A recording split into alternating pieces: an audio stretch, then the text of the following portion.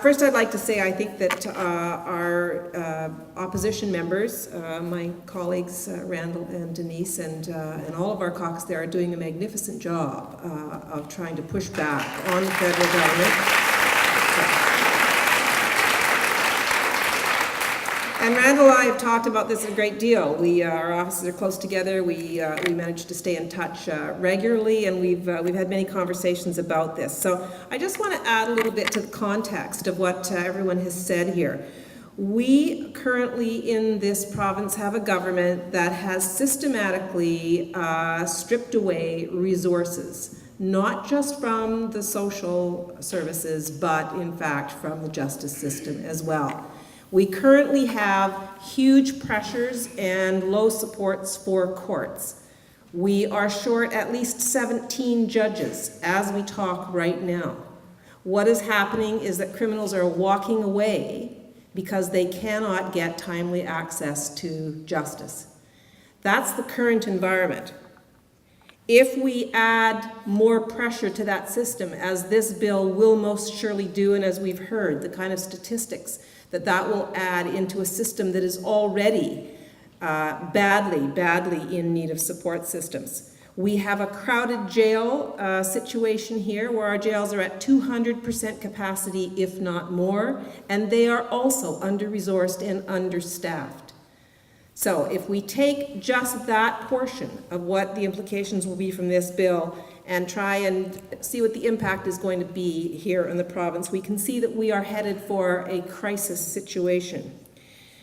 We also have seen the current government strip away legal aid to the point that those who will most need to have some kind of legal support will have nothing to fall back on, and that is the support for poverty law. We know that the issues around poverty are hugely tied to all of the issues around a crime that we have talked about here tonight. And we have no supports for that. That's the current situation, and that will only get worse as we move into this, this new state under this bill.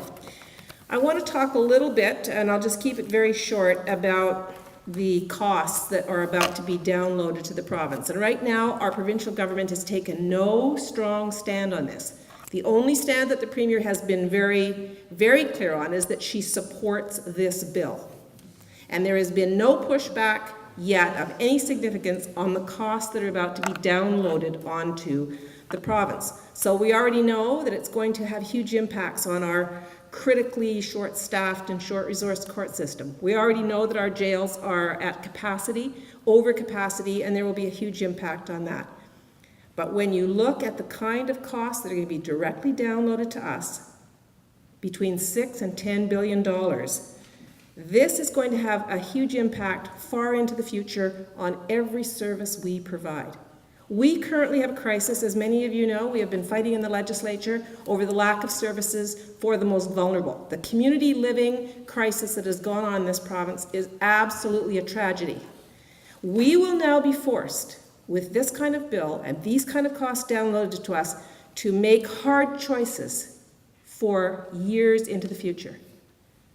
This government and a future government are going to have our hands tied, because these costs that are going to be downloaded to us mean that we will not be able to restore funds to community living, to education, to healthcare, to all the things that we hold dear in this province. So the implications here is that we will have those choices on where we want to put our dollars. Those will be taken away from us by this federal government under this bill. And we are not talking 1 year or 2 years, we are talking for many years into the future. So that is plunging this province into a huge crisis on all levels. So we need to fight back as hard as we can on this. Thanks.